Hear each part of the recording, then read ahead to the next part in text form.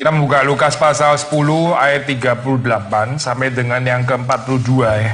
Ketika Yesus dan murid-muridnya dalam perjalanan, tibalah ia di sebuah kampung. Seorang perempuan yang bernama Marta menerima dia di rumahnya. Perempuan itu mempunyai seorang saudara yang bernama Maria. Maria ini duduk dekat kaki Tuhan dan terus mendengarkan perkataannya. Sedang Marta sibuk sekali melayani, ia mendekati Yesus dan berkata, "Tuhan, tidakkah engkau peduli bahwa saudaraku membiarkan aku melayani seorang diri? Suruhlah dia membantu aku." Tetapi Tuhan menjawab, "Marta, Marta, engkau khawatir dan menyusahkan diri dengan banyak perkara. Tetapi hanya satu saja yang perlu. Maria telah memilih bagian yang terbaik yang tidak akan diambil daripadanya." Mari kita berdoa sekali lagi. Tuhan, kami mohon supaya Engkau memberkati perenungan pada pagi hari ini. Dan sekali lagi Tuhan mengubahkan kami dengan kuasa firman Tuhan. Tolong supaya ini bukan hanya menjadi satu penambahan wawasan belaka, tapi sungguh-sungguh bekerja di dalam kehidupan kami, mengubah kami menjadi perempuan-perempuan, anak-anak Tuhan yang hidup semakin sesuai dengan firman Tuhan. Berkati hamba-Mu di dalam mengomunikasikan supaya bisa dimengerti, menyentuh hati dan menggerakkan orang untuk menaati. Dan berkati kami semua yang mendengar pada pagi hari ini. Demi Yesus Kristus kami berdoa. Amin. Saudara, ini satu bagian ya, kalau saudara lihat di sini kan ditulis di dalam Injil Lukas ya. Ini bagian yang menyambung perikop sebelumnya dan mendahului perikop sesudahnya gitu. Maksud saya adalah gini, waktu kita PA ya, ada baiknya waktu saudara baca satu perikop, sudah lihat kaitan dengan perikop sebelumnya itu apa gitu, dengan perikop sesudahnya apa gitu. Karena setiap penulis itu bukan kebetulan taruh urutan cerita itu kenapa ini dulu baru itu dan sambungan ini dan sebagainya. Kalau sudah melihat di dalam perikop sebelumnya, di situ sudah mendapati cerita tentang perumpamaan orang Samaria yang baik hati ya. Message saya itu cukup jelas saya. Apa itu message saya? Secara umum ya, kita kalau ngomong detail ya bisa 1 jam, 1 jam setengah gitu. Tapi secara umum apa message-nya gitu? Perumpamaan orang Samaria yang baik hati itu apa gitu? Kita mengasihi sesama ya. Ya, mengasihi sesama. Lalu terus apa lagi? Ini jadi gimana sih sudah gambarannya? Yang tanya ini siapa gitu? Yang tanya siapa? Saya masih di parable Good Samaritan maksudnya. Yang tanya ini siapa? Ahli Taurat kan ya? Ahli Taurat itu harusnya apa? Mengenal Taurat kan, namanya ahli Taurat ya, dia mengenal Taurat dong harusnya gitu. Dia mengenal Taurat nggak? Mengenal kan, betul kan? Mengenal toh, benar kan jawabannya betul kok gitu loh. Tapi terus kemudian persoalannya dia di mana gitu?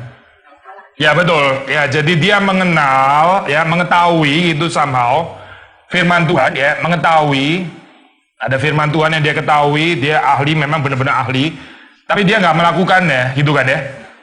Jadi ini pengetahuan tanpa perbuatan gitu ya, pengetahuan tanpa perbuatan, dan itu confirm kalau sudah lihat di dalam ayat ke-37 kan, perkataan Yesus itu actually sudah pernah dia katakan sebelumnya di ayat yang ke 28 ya. Saya baca 28 ya. Yesus berkata kepada dia, "You have answered correctly." Kamu menjawab dengan benar. "Do this and you will live." Lakukanlah ya, perbuatlah dan kamu akan hidup ya. Lalu terus kemudian diulangi lagi setelah pakai cerita itu ya. Ayat 37, Yesus bilang lagi, the one who show, bukan Yesus tapi siapa ini ahli Taurat itu, dia menjawab, the one who show him mercy. Lalu kemudian Yesus berkata kepada dia, "You go and do likewise." Pergilah dan apa? Perbuatlah demikian. Jadi ada orang yang punya pengetahuan firman Tuhan, tapi dia nggak tertarik untuk melakukan gitu ya. Ini cuma di otak belaka gitu, nggak pernah tertarik, perenungannya somehow nggak beres gitu. Nggak tahu dia merenungkan firman Tuhan bagaimana gitu. Tapi intinya adalah ini cuma di sebatas kognitif belaka, tapi dia nggak tertarik untuk melakukannya gitu. Nah kalau sudah baca di dalam bagian ini, kalau kita combine sama sebelumnya gitu, ini yang terjadi adalah sebaliknya gitu. Ada orang yang melakukan banyak perbuatan, tapi sebetulnya nggak didorong oleh pengertian firman Tuhan. Nah, saya balik ini ya. Ya orang yang punya pengertian firman Tuhan, seperti banyak dengar firman Tuhan. Seperti kayak seolah-olah, tanda kutip ya, seperti Maria, tapi enggak juga sih. Seperti kayak banyak merenungkan firman Tuhan, dia enggak merenungkan sih sebetulnya. Karena orang merenungkan yang benar, itu dia melakukan gitu. Ya, Tapi di sini saudara mendapati di dalam cerita ini adalah sebaliknya. Ada orang yang banyak berbuat. Tapi sebenarnya perbuatan itu mengalir dari dirinya sendiri, bukan sesuatu yang dari hasil perenungan firman Tuhan.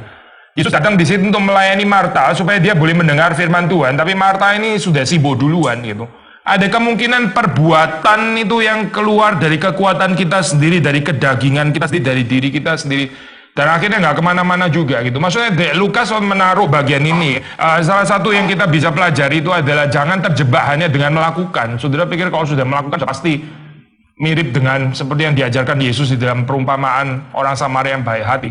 Hanya karena kita sudah melakukan, karena kita sudah berbuat gitu. Berbuat dari mana dulu gitu. Kalau cuma berbuat ya orang lain juga berbuat, banyak yang berbuat gitu. Kesibukan belaka ya cuma kesibukan itu sebetulnya. Saudara bisa sibuk luar biasa dari pagi sampai malam gitu, tapi itu kesibukan yang keluar dari mana? Lalu kalau dikaitkan dengan perikop yang sesudahnya ya, sesudahnya itu tentang apa? Ya tentang berdoa kan ya, jelaskan ya tentang berdoa. Terus ada ajaran tentang doa Bapa kami menurut versi Lukas kan di sini. Jadi ini seperti satu paket yang kita nggak bisa pisah gitu ya. Ada perenungan firman Tuhan, ya, contemplating Maria ya, terus kemudian setelah itu berdoa. Besok Rabu saya mau bahas tentang yang contemplating ini ya, saya karena kita minggu lalu sudah bicara tentang doa dan puasa kan di PA Rabu. Besok saya bahas tentang yang ini merenungkan firman Tuhan. Itu apa artinya? Dua hal ini nggak bisa dipisahkan gitu ya. Orang merenungkan firman Tuhan itu berdoa itu merenungkan firman Tuhan. Dan orang-orang yang seperti itu ya akhirnya akan melakukan pekerjaan Tuhan. Jadi kaitan dengan ke atas jelas ya, kaitan dengan ke bawah juga jelas gitu. Nah sekarang kita masuk ke dalam perikop ini ya. Marta dan Maria ini dua-duanya perempuan deh, dua-duanya perempuan gitu. Ini pas untuk wanita gitu. Nah, kalau sudah melihat di sini kita bisa mengambil kata kunci sekali lagi ya. Apa itu artinya femininitas seperti yang dikehendaki oleh Tuhan ya. Dan apa artinya penghayatan femininitas yang keliru. Dan waktu ini ada yang laki di sini ya, kecuali saya dan Markus. Katanya kadang-kadang ada datang ya. Nggak ada ya hari ini ya? Nggak ada ya? Sayang. Waktu bicara femininitas itu bukan cuma ini sih saya, bukan cuma perempuan yang bisa bicara femininitas gitu. Laki-laki itu juga bisa bicara femininitas. Karena setiap orang mesti ada femininitas dan maskulinitas. Saudara juga perlu ada maskulinitas saya. Waktu kita di bawah, kita sudah pernah jelasin poin ini ya. Waktu kita dengan ordo yang di atas kita, itu kita feminin pasti gitu. Waktu kita dengan ordo yang di bawah kita, itu kita maskulin pasti. Saudara dengan anak-anak itu ya, harus ada certain masculinity gitu. Saudara yang memimpin anak-anak, bukan saudara yang didikte dan dipimpin anak-anak kan. In that sense, itu masculinity berarti karena ke bawah kan. Meskipun saudara adalah ibu-ibu gitu. Saya di hadapan istri ya, saya maskulin, dia yang feminin, saya yang guide dia dan sebagainya. Tapi saya di hadapan Tuhan, Tuhan yang maskulin, saya yang feminin. Ya, karena Tuhan itu mempelai laki-laki ya. Kita ini semua mempelai perempuan. Jadi di dalam laki-laki ada feminin, ada maskulin, di dalam perempuan ada feminin, ada maskulin. Ini bukan berarti perempuan harus selalu feminin dan nggak boleh maskulin sama sekali. Tapi ya, yang kita mau bicarakan di sini adalah kita harusnya menghayati femininitas yang benar gitu, dan jangan jatuh ke dalam model maskulinitas sementara Tuhan menghendaki kita di dalam bagian itu kita harusnya jadi feminin gitu. Nah inilah yang kita pelajari di dalam Marta dan Maria. Singkat kata, saya kalau mau mengatakan Maria di sini exercising femininity yang betul gitu. Marta itu mencoba menjadi maskulin di sini di hadapan Kristus. Di hadapan Kristus ya. Apa sih sebenarnya feminitas di sini? Bedanya sama Marta yang kita bilang maskulinitas. Menurut saudara apa gitu? Femininitas itu karakteristiknya apa gitu? Satu kata aja. Lemah lembut. Ya lemah lembut.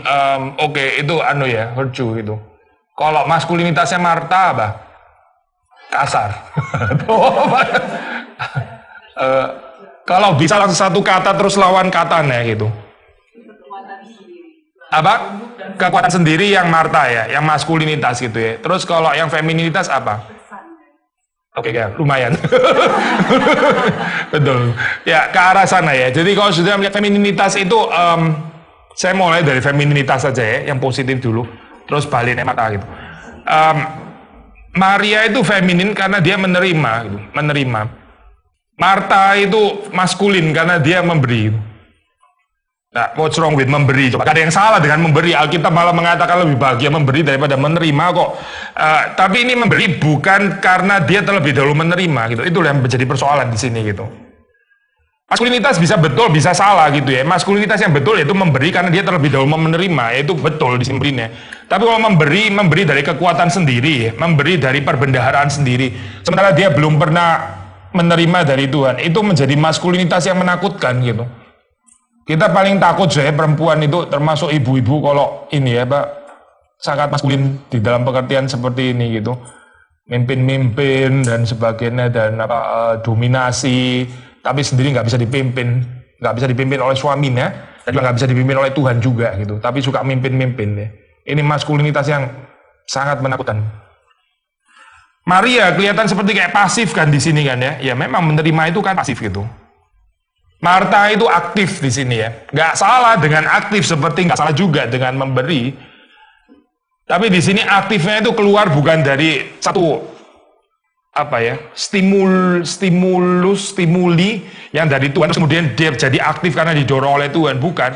Tapi ini satu aktivitas yang keluar dari dirinya sendiri. In that sense itu maskulinitas yang keliru. Maria mendengar ya. Marta banyak bicara. Sekali lagi ya, nothing wrong dengan bicara. Kita orang nggak bisu pasti bicara lah. Mana boleh nggak bicara, harus bicara juga gitu. Tapi bicara dari mana ini? Bicara lagi-lagi dari dirinya sendiri ya. Mungkin satu kata lagi terakhir ya. Maria itu dilayani ya, dan Marta itu melayani. Menarik ya kalimat kayak gini ya, saudara, bukannya selalu dengar kalimat kita harus lebih banyak melayani, jangan terus dilayani gitu ya. Tapi di sini kita membaca true femininity yang pertama itu dilayani terlebih dahulu. Baru setelah itu kita baru bisa melayani. Tapi malah Maria ini melayani terlebih dahulu ya. Padahal Yesus sedang datang untuk melayani dia. Tapi dia terlalu sombong. Dia nggak reseptif. Tahu istilah reseptif nggak sih? Nggak bisa menerima gitu. Dia tahunya mau kasih dulu gitu. Itu perempuan yang nggak bisa mendengar itu ya saya. Itu susah sekali gitu. Baru kita ketemu. Baru kita mau ngomong, dia sudah khotbah duluan. Setiap kali kayak gitu saya, misalnya gitu ya. Setiap kali kita mau ngomong, dia nggak bisa dengar. Dia bawaannya, dia yang selalu kasih tahu kita, menasehati kita. Hati-hati loh saya, itu monster actually gitu. Kita dari ayat 38 ya saya, 38. Ketika Yesus dan murid-murid dalam perjalanan tibalah di sebuah kampung. Ya, seorang perempuan bernama Marta menerima dia di rumahnya. Sudah betul sih gerakan pertama ya, hospitality ini kan ya, menerima gitu kan, menyambut, menerima. Tapi menerima ya, waktu Yesus masuk di dalam kehidupan kita itu dia pertama datang itu untuk mau melayani kita gitu, bukan datang untuk dilayani. Yesus kan datang bukan untuk dilayani, dia datang untuk melayani gitu. Kita jangan sombong sekali waktu kita buka pintu rumah kita, Tuhan masuk dalam kehidupan kita, terus pikir masuk kita mesti kasih apa kepada dia. Dia datang untuk kasih kita, bukan dia datang untuk makan gratis, bukan. Dia datang untuk menolong kita, bukan dia datang untuk ditolong. Dia itu bukan pengemis, Tuhan kita itu bukan pengemis, bukan. Hospitality-nya sudah betul gitu, tapi dia nggak ngerti apa aslinya hospitality dia. Memang kalau terhadap manusia kita biasanya gini ya, kita susah ya terima tamu itu kadang-kadang kan kita keberatan karena kita tahu begitu kita terima tamu kita mesti entertain dia gitu kan ya, ajak dia jalan-jalan lah apalah, terus habis itu masakin dan sebagainya, ngajak pergi ke restoran dan sebagainya, ya itu belongs to hospitality memang kan ya. Tapi waktu Tuhan datang, dia itu bukan manusia, dia itu bukan seperti kita gitu, dia bukan datang untuk menjadi beban, bukan. Saudara dan saya mungkin waktu kita datang ke rumah orang lain kita jadi beban ya, iya mungkin gitu. Tapi waktu Tuhan datang itu dia datang untuk menolong, bukan untuk ditolong. Dia datang untuk meringankan beban kita, bukan datang untuk membebani kita. Ini kalimat deh coy, kalau saudara nggak mengerti, saudara salah mengerti kekristenan loh. Saudara salah mengerti kekristenan, saudara salah mengerti gereja. Ya waktu Tuhan masuk ke dalam kehidupan kita, itu datang untuk membersihkan kita, bukan datang untuk ngotorin kehidupan kita, bukan. Marta itu punya saudara namanya Maria. Lalu Maria di sini ya dikatakan dia duduk dekat kaki Tuhan, terus mendengarkan perkataan. Nah ini kalimat padat sekali ya, supaya kita bisa analisa satu-satu itu. Pertama saudara perhatikan ini ya, dia gestur duduk ya, duduk itu gestur belajar ya. Maksudnya menempatkan diri, memosisikan diri sebagai seorang murid gitu. Itu dia duduk. Sat at the Lord's feet lagi ya. Duduknya itu di bawah kaki Tuhan. Marta itu terlalu banyak berdiri. Jangan-jangan dia berdiri suruh Yesus yang duduk lagi gitu ya. Ayo lu duduk, dengarkan saya ngomong gitu ya. Atau lu duduk, gua berdiri, gua masak-masak. Ayo makan apa yang saya saya masak untuk kamu gitu ya. Nggak appropriate ya ini ya gesturnya Marta gitu. Posisi yang seharusnya dia duduk, dia belajar, duduk di bawah kaki Tuhan ya. Tapi Marta di tempat yang lain ya. Kalau saudara lihat di dalam bahasa Indonesia, ini agak sedikit ada nuansa yang juga beautiful. Kalau kita mau tekenin dia di bahasa Inggris nggak ada sih. Who sat at the Lord's feet gitu ya kalau bahasa Inggris. Kalau bahasa Indonesia duduk dekat kaki Tuhan. Saya tertarik sama istilah dekat. Maria ini jauh ya. Sudah nggak duduk dan jauh juga dari Tuhan. Marta. Salah ngomong, kurang tidur saya. Marta itu jauh dari Tuhan, dari kaki Tuhan. Lalu yang berikutnya, listen to his teaching. Dia mendengarkan pengajarannya, mendengarkan perkataannya kalau bahasa Indonesia. Listen to his teaching. Ini loh saya, femininity, mendengarkan, listen. Saya pernah bahas tentang ini ya, hubungan suami istri itu kan ada buku yang terkenal gitu Why Men Don't Listen and Women Don't Read Maps. Saudara tahu kan ya ada buku kayak gitu ya. Laki-laki itu nggak bisa denger aja gitu ya, dia nggak tahan denger gitu. Why Men Don't Listen. Laki-laki nggak bisa denger, maskulin soalnya kan dia nggak bisa denger gitu kan ya. Tapi on the other hand, perempuan itu susah orientasi gitu ya. Parkir maju mundur 17 kali, setelah 17 masih salah juga, aduh gimana, sudah turun aja digantiin yang laki, sudah cepet langsung gitu sekali jalan. Nggak semua perempuan pasti ya, ini kita sudah ada emansipasi sekarang. Tapi intinya adalah ini ya, femininity itu digambarkan kelemahannya dengan susah orientasi, masculinity itu kelemahannya digambarkan dengan susah mendengarkan gitu kan ya. Maksudnya dengan kata lain, mendengarkan itu femininity, betul kan ya? Laki-laki itu susah mendengarkan, dia laki, maskulin soalnya, makanya susah dengar gitu. Perempuan itu feminin, dia bisa lebih bisa dengar gitu. Dan karena itu dia juga mengharapkan orang lain mau mendengarkan dia, betul kan ya? Kita sharing mau didengarkan juga ya, karena kita juga mendengarkan, mau didengarkan saudara, maksudnya gitu ya. Ya ternyata ya, perempuan itu bisa maskulin juga gitu, nggak bisa mendengarkan gitu. Saudara jangan pikir saudara perempuan terus feminin taken for granted otomatis pasti feminin, nggak tentu juga gitu. Ada perempuan nggak bisa mendengarkan, nggak bisa mendengarkan, dia terlalu banyak bicara. Bukan terlalu banyak bicara, bicaranya banyak, bukan gitu, tapi bicara at the expense of saat mendengarkan. Waktu dia harusnya mendengarkan, dia ngomong, waktu mendengar dia ngomong terus gitu. Akhirnya itu kupingnya budek lama-lama gitu. Terus habis itu yang diomong tuh rabis ya, nggak ada artinya sebetulnya. Karena dia nggak pernah dengar dengan benar soalnya di dalam kehidupan. Nah di sini saudara melihat Marta itu juga bicara kan di sini kan ya. Maria digambarkan sebagai mendengar perkataan Kristus, mendengar pengajaran Kristus. Marta bicara, bukan cuma bicara, dia mengajar Kristus di sini. Saudara baca di dalam ayat itu kan ya, ayat 40. Lord, do you not care that my sister has left me to serve alone? Tell her then to help me. Ini kalau nggak ngajar apa saudara? Jadi saudara terbaliknya gitu ya, terbaliknya Marta dan Maria. Whereas Maria itu mendengarkan. Ini holy femininity gitu ya. Kita laki-laki juga ada femininity, kita masih mendengarkan juga loh. Kalau kita nggak bisa mendengarkan ya kita sama. Jadi orang yang tuli akhirnya gitu, secara rohani. Lalu ayat 40 di situ dikatakan, but Martha was distracted with much serving. 40, sedang Marta sibuk sekali melayani. Ya. Maria seperti kayak nganggur gitu ya. Ini nganggur sih istilah kurang positif ya gitu. Tapi Marta digambarkan sibuk gitu. Tapi di dalam gambaran nganggur yang seperti kayak negatif, sibuk yang kayak positif, ternyata berdiam diri itu juga bisa positif. Saya nggak pakai istilah nganggur ya, karena istilah nganggur itu terlalu negatif itu. Berdiam diri itu bisa positif ternyata. Sibuk itu bisa negatif loh di dalam hal ini gitu. Kita bukan against kesibukan lah pasti ya. Soalnya kalau sudah lihat di GRI ini termasuk gereja yang lumayan sibuk ya. Sampai ada orang bilang GRI itu adalah gereja ribet ini itu. Ribet terus gitu ya. Nggak ada selesai nih urusannya gitu. Nggak ada yang salah dengan sibuk. Kalau sibuk itu mengalir daripada dorongan Tuhan, kepercayaan Tuhan dan sebagainya.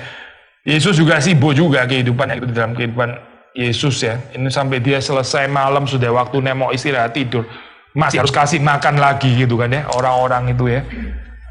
Sudah tahu kan cerita itu kan ya. Sudah hampir petang, sudah waktunya ngaso istirahat, sudah melayani mereka seharian. Masih harus kasih makan lagi. Yesus bilang, lu yang kasih makan dong gitu. Murid-muridnya sampai speechless. Bukannya sekarang waktunya istirahat gitu ya. Sudah capek loh. Tadi itu kita bukan males-malesan loh. Sekarang sudah petang masih melayani lagi gitu. Seperti kayak ini go beyond kita punya kekuatan gitu ya. Jadi gereja kita kalau sibuk juga nggak harus salah sih, nggak harus salah benar gitu. Tapi sibuk di dalam hal yang seperti apa gitu. Kalau di sini istilah yang dipakai di dalam bahasa Inggris ya, itu yang nggak ada di dalam bahasa Indonesia. Di situ pakai istilah Martha was distracted. Distracted itu berarti kehilangan fokus gitu ya. Distract itu apa? Teralihkan perhatian gitu ya kalau bahasa Indonesia. Dengan begitu banyak surfing, ya ini kalau dikaitin dengan perempuan, saudara kan terkenal multitasking memang kan ya. Multitasking itu bisa sangat distracting loh gitu, menyebabkan kita. Saya bukan bilang saudara mulai hari ini kerjakanlah one single, apa itu pekerjaannya nggak mungkin lah itu against saudara punya natur gitu kan ya. Tapi poinnya adalah waktu orang itu mengerjakan banyak hal ya itu dia bisa kehilangan fokus gitu. Ntar bawaannya jadi setelah itu kecapean aja. Distracted with much surfing. Dengan ini bahasa Inggris menarik pakai istilah surfing gitu ya. Sudah tahu nyuguhin makanan itu kan juga surfing kan ya. Tahu nggak sih surfing ini apa kalau beli potato chips atau apa ini cukup untuk reserving gitu kan ya. One surfing penyuguhan maksudnya gitu artinya. Ya ini surfing dalam pengertian melayani, dalam pengertian masak, dalam pengertian nyuguhin juga gitu. Distracted itu terjemahan yang bagus sekali ya, karena dengan satu kata bisa include banyak hal gitu. Bahasa Indonesia-nya susah ngomong kayak gini.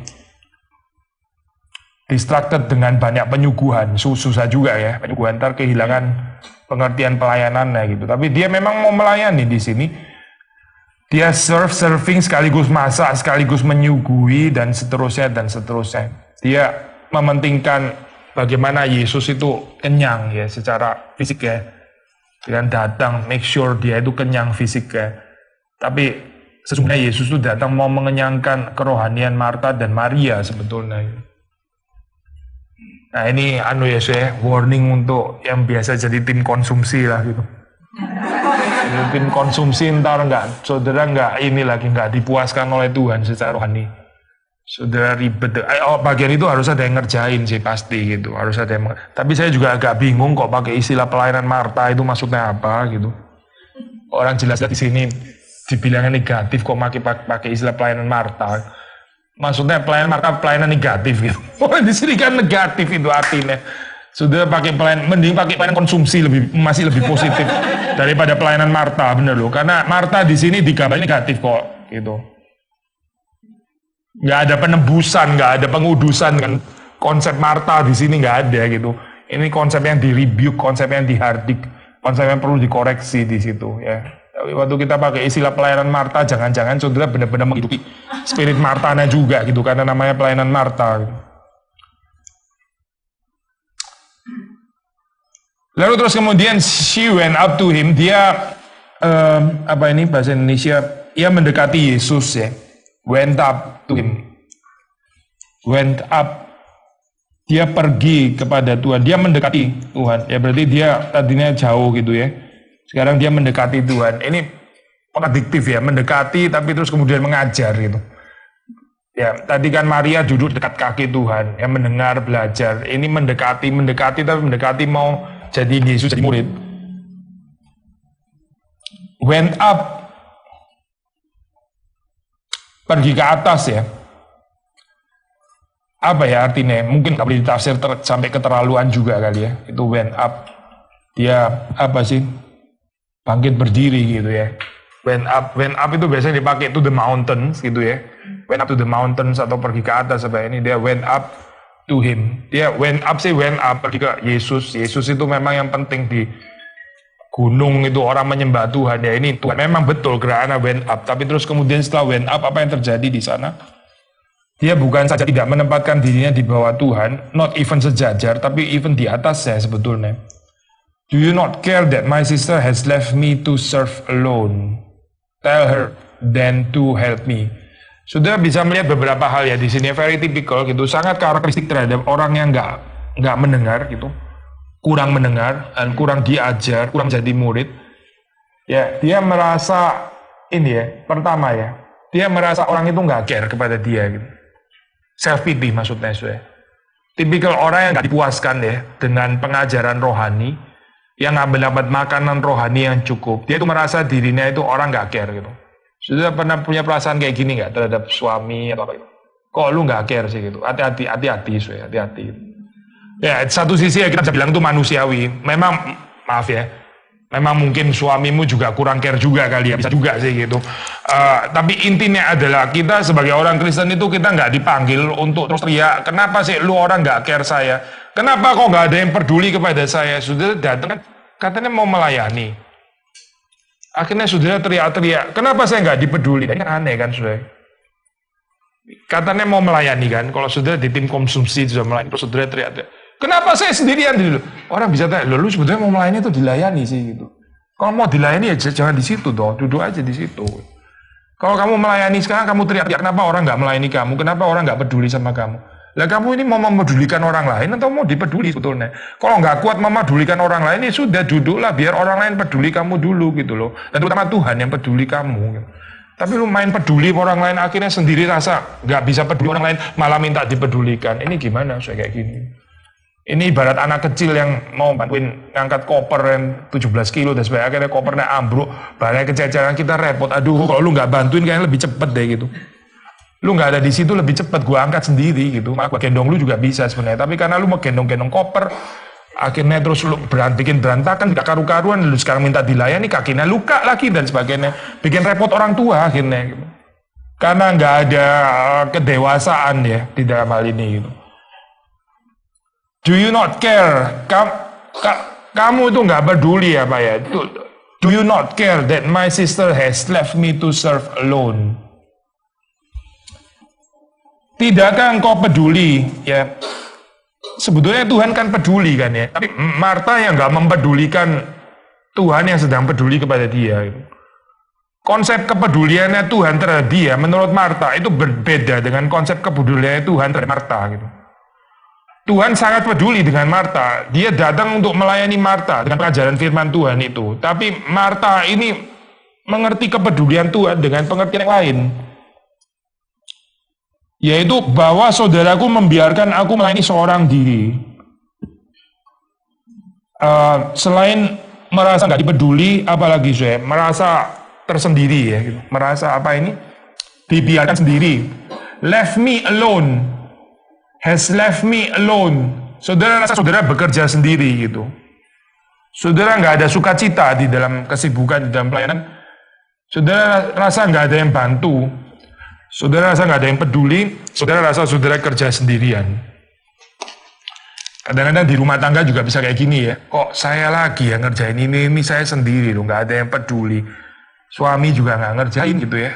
Anak-anak juga nggak mau tahu. Saya ngerjain semuanya, literally semuanya dari A sampai Z. Gak ada yang peduli gitu ya. Ini apa ciri khas atau karakteristik orang di dalam satu keadaan rohani yang tidak cukup dilayani oleh Tuhan.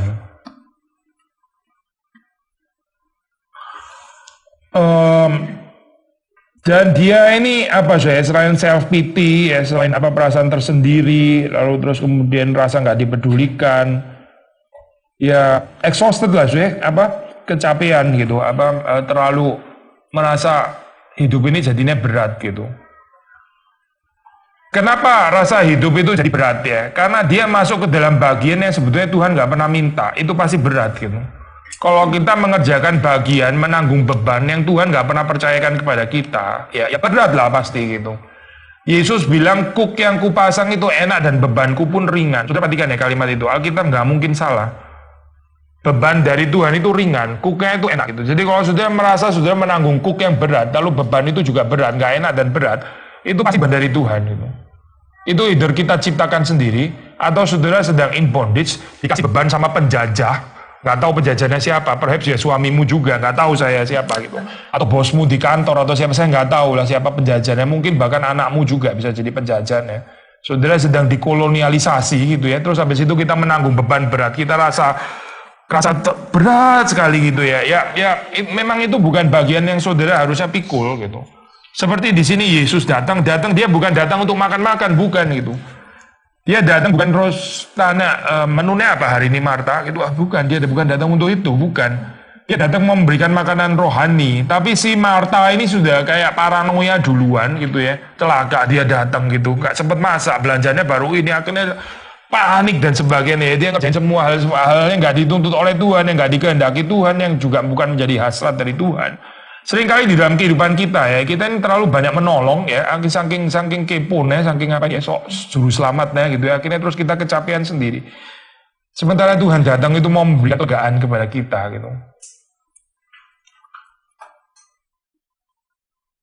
Tell her then to help me. Tolong kasih tahu dia dong untuk membantu aku ya. Aneh juga ya, kenapa dia mesti pakai otoritasnya Yesus gitu loh. Ini kan Marta, Maria ya, ngomong aja dong. Ngomong aja dengan ini Maria gitu. Bantu dong sebentar gitu kan, dia ngomong baik-baik gitu misalnya. But anyway, kerjaannya sendiri sudah salah sih. Tapi sudah lihat dari kerjaan yang salah, akhirnya mengakibatkan kalimat-kalimat permintaan tolong yang juga salah. Semuanya salah gitu. From the very beginning kerjaannya sendiri sudah salah soalnya. Ini tipikal ya, saya apa itu pakai otoritasnya orang lain untuk ngantem orang lain. Itu mesti hati-hati dengan gambaran kayak begini gitu. Saudara nggak mau kasih tahu langsung, saudara pakai otoritas lain tuh kasih tahu ini ya. Ini persoalan Marta gitu. Jadi yang disalahkan di sini bukan Maria, tapi ya Marta juga sedang menyalahkan Yesus di situ. Kok Yesus tega bener ya gitu. Nggak lihat saya kerja sendiri dan bisa-bisanya dia biarin Maria di situ tenang-tenang, enak-enakan gitu kan ya. Dia melihat Maria yang mendengarkan firman Tuhan itu kayak enak-enakan gitu. Sementara dia sendiri itu berat sekali gitu. Ini kalau sudah melihat di dalam kehidupan ini ya, kehidupan pelayanan gerejawi, sudah melihat orang itu enak-enakan, sudah rasa kerja lebih berat daripada mereka. Nah inilah sudah mulai masuk ke dalam sindrom Marta gitu. Bukan cuma di dalam ini ya, di gereja, di rumah tangga perhaps juga gitu. Sudah melihat suami itu enak-enakan, ya pulang-pulang sudah cepat, semuanya makan siap gitu, ntar tinggal pergi aja gitu kan ya, nggak ada kiss, nggak ada hug, nggak ada apa, main pergi aja, datang mana makanannya gitu kan ya. Terus saudara bilang ini enak-enakan doang ya, lu laki mah enak gitu, gua yang kerja setengah mati dari pagi sampai malam gitu. Sama, saudara sudah jatuh ke dalam sindrom Marta gitu sebetulnya. Kan itu yang dibilang. Setelah itu lapor sama pendetanya suruh tegur suaminya. Kasih tahu dia itu, kenapa dia kayak gitu terhadap saya. Tolong dong kasih tahu, itu bukannya tugas pendeta kayak gitu. Coba kita perhatikan jawaban Tuhan ya, jawaban Tuhan terhadap Maria. The Lord answered her, Martha, Martha, you are anxious and troubled about many things. You are anxious and troubled about many things. Kamu khawatir ya, pertama gitu. Kamu khawatir. Troubled itu apa ya bahasa Indonesia ya? Menyusahkan diri ya. Troubled. Kamu khawatir menyusahkan diri dengan banyak hal. Ya ada kontras di sini ya, saya itu khawatir, apalagi menyusahkan diri atau troubled, menyusahkan diri. Lalu terus apa lagi? Banyak hal ya. Ini kontras ya dengan tetapi hanya satu hal ya, satu saja yang perlu ya. Satu hal, ini banyak hal, ini satu hal, satu saja. Satu, banyak ya. Banyak bikin khawatir, menyusahkan diri, troubled, anxious. Hanya satu hal saja yang perlu, yaitu Maria telah memilih bagian yang terbaik yang tidak akan diambil daripadanya. Coba kita sejajarkan ya kalimat ini ya. One thing is necessary. Many things bikin kamu anxious, troubled ya. One thing is necessary. Mary has chosen the good portion. Choose the good portion ya. Choose apa? Memilih bagian atau porsi yang terbaik ya. Terus kemudian ada lagi satu, yaitu yang tidak akan diambil daripadanya, will not be taken away from her, tidak akan diambil dari dia gitu ya. Coba sudah bandingin ini ya, dua ini. Pertama ini jelaskan ya, banyak sama satu itu langsung ketahuan gitu. Maksudnya poinnya di mana? Kita seringkali khawatir, kita seringkali menyusahkan diri kita sendiri dengan terlalu banyak hal, akhirnya kehilangan fokus gitu loh. Namanya fokus kan cuma satu kan, so ya.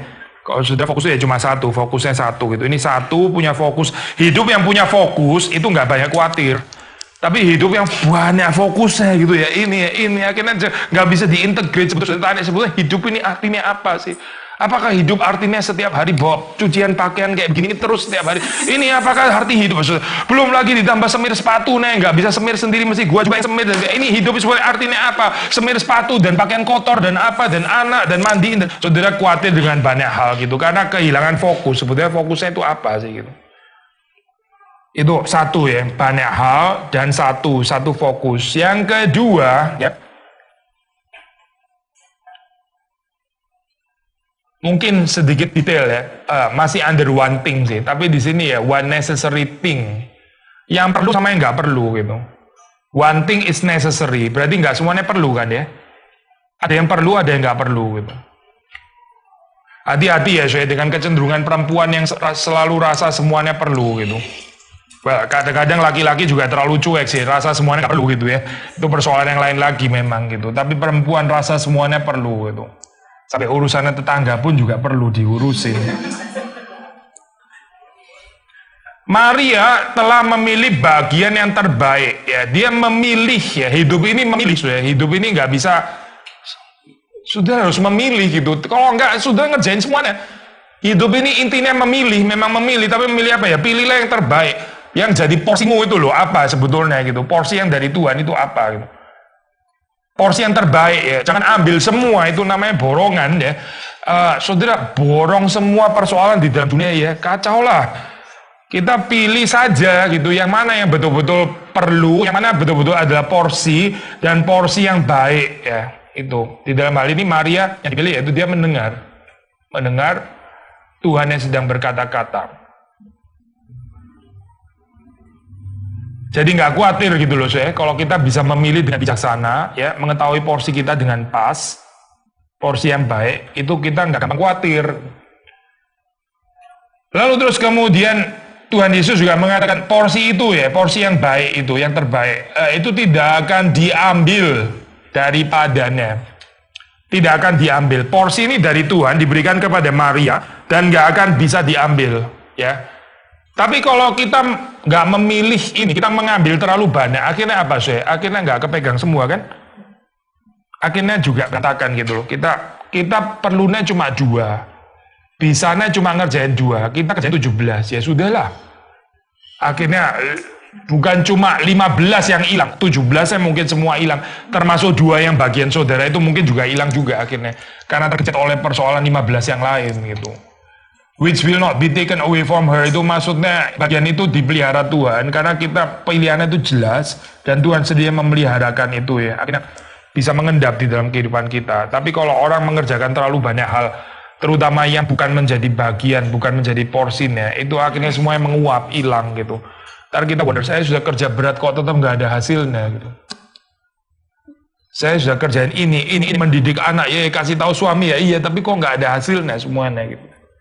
Nggak ada yang beres gitu, akhirnya lebih kecewa lagi.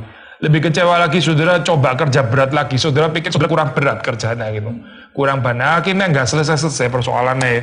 Tapi Maria itu sederhana, dia being feminin ya, menjadi seorang perempuan ya ini karena dia bisa mengetahui one thing yang necessary itu apa gitu ya, fokus ya.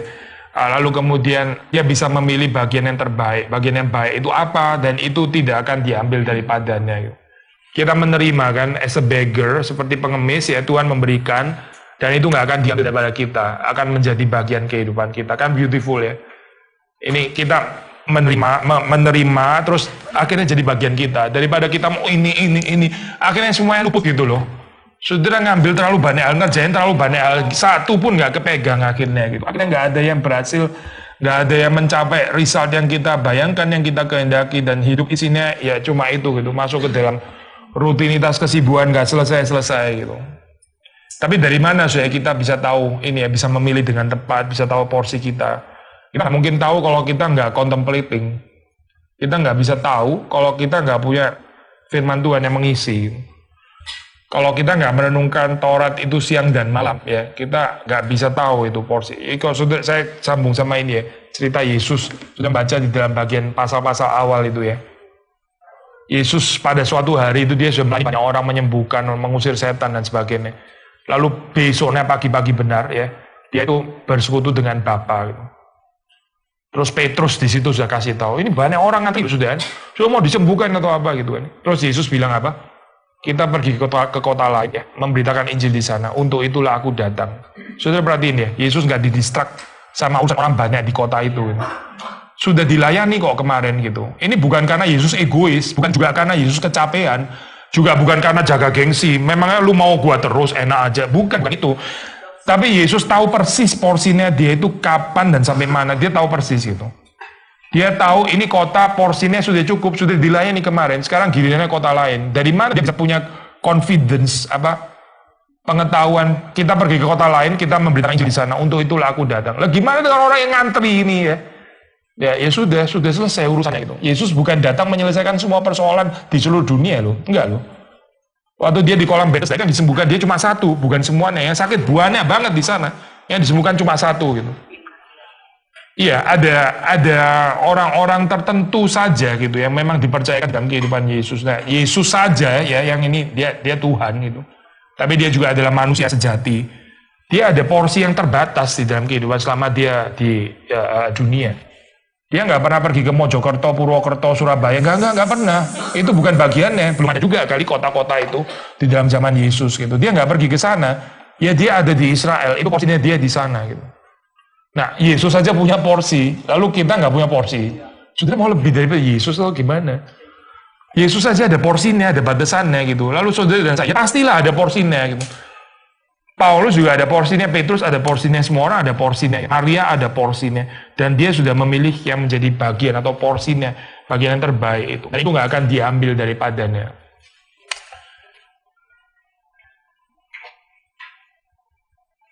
Dulu saya pernah ada lomba ngisi apa ya? Ngisi ini cuma ilustrasi aja, ngisi botol kosong itu ya, ngisi pakai air secepatnya itu gimana gitu. Ya, terus lomba ini ya, ada orang yang ngisi itu ya, dia bawa gelas gitu langsung ini ya, gelasnya penuh langsung sudah secepat mungkin gitu ya. Gak penuh-penuh. Yang ngambilnya agak pelan, terus dia tuang gini persis masuknya di lubang ya, fokus gitu ya, seperti airnya nggak terlalu banyak. Ini malah jadi duluan gitu. Ya ini loh ilustrasi kehidupan itu. Saudara, banyak gitu, airnya semburat kemana-mana, airnya nggak ada yang masuk di situ, cuma beberapa tetes doang yang masuk, terlalu cepat, nggak ada fokus, main siram aja dan sebagainya, nggak ada koordinasinya gitu. Apa nggak lebih baik agak pelan tapi terus kemudian akhirnya masuk gitu? Ya ini loh saya. Sama seperti kayak saudara baca akhirnya baca cepat terus apa artinya? Nggak tahu, pokoknya saya sudah baca 17 halaman gitu. Apa nggak mendingan sudah baca pelan aja, dapat cuma 2 paragraf ya sudah, tapi paling nggak sudah ngerti gitu loh. Ini loh kehidupan yang many things ya, anxious with many things, about many things, troubled, anxious, atau yang one thing is necessary gitu. Ya, satu fokus ya. Saya pernah jelaskan istilah fokus itu saya. Fokus itu jangan dimengerti sebagai kayak kacamata kuda ya. Itu bukan fokus, itu namanya zoom. Tahu nggak bedanya zoom sama fokus ya? Fokus itu kalau saudara pakai kamera ya, fokus itu fokusnya yang ini. Tapi masih ada gambaran sekitar. Tetap ada keanekaragaman aspek hidup tetap ada. Saudara nggak bisa bilang fokus saya pokoknya cuci pakaian. Selain itu nggak ada yang lain. Cuci pakaian saja, itu zoom namanya bukan fokus gitu. Kita di dalam hidup itu pasti akan banyak aspek, pasti itu nggak mungkin cuma satu doang, nggak bisa, nggak peduli laki perempuan ya, apalagi perempuan, semua lah kita mengerjakan banyak hal. Tapi yang dimaksud fokus itu adalah satu titik yang akan mengikat semua keanekaragaman itu fokus namanya. Hidup untuk menyenangkan Tuhan, itu fokus gitu. Waktu nyetrika yang menyenangkan Tuhan, bukan menyenangkan suami itu misalnya ya. Waktu cuci pakaiannya anak, yaitu menyenangkan Tuhan, bukan menyenangkan anak misalnya. Jadi fokusnya sama. Nah ini akan membuat keanekaragaman aspek di dalam hidup itu jadi meaningful gitu, karena kita punya satu fokus yang mengikat. Tapi kalau fokusnya banyak, ya ini urusan ini menyenangkan suami, yang itu menyenangkan anak, yang ini menyenangkan tetangga, ini menyenangkan mertua, yang ini menyenangkan mama papa. Waduh, rumit bener, Zoy. Terus kehendaknya mereka ntar suatu saat clash saja, sudah kejepit di tengah, cilaka. Gue mesti pilih yang mana sekarang? Menyenangkan siapa ini kayak gini? Mertua atau anak atau suami atau orang tua, semuanya clash kayak gini. Karena terlalu banyak fokus gitu. Akhirnya kita menderita sendiri. Kuk jadi nggak enak, beban jadi berat gitu ya. Tapi kalau kita hidup hanya menyenangkan Tuhan itu jadi simpel. Kehidupan itu jadi nggak rumit gitu loh saya. Jadi apa? Jadi simpel, jadi sederhana. Yet sederhana itu bukan berarti miskin aspeknya, bukan. Tetap mengerjakan, ada banyak aspek di dalam kehidupan, ada banyak tanggung jawab. Tapi jadi simpel gitu, jadi nggak rumit. Ya sudah, bahkan saya sampai di sini saja. Perikopnya juga pendek, jadi saya ngomongnya juga pendek ya, daripada ntar jadi rumit juga. Oke, kita tutup dalam doa. Tuhan, kami bersyukur karena Engkau adalah Allah yang berkata-kata, dan Tuhan mau ketika Engkau berkata-kata kami duduk diam mendengar.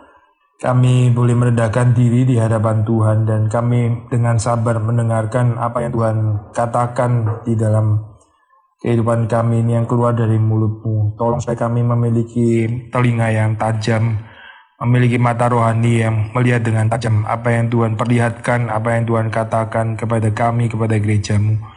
Pimpin Tuhan hari demi hari supaya apa yang keluar, tindakan, pekerjaan, perbuatan dari kehidupan kami ini sungguh-sungguh mengalir dari satu kehidupan yang mendengar perkataan Tuhan.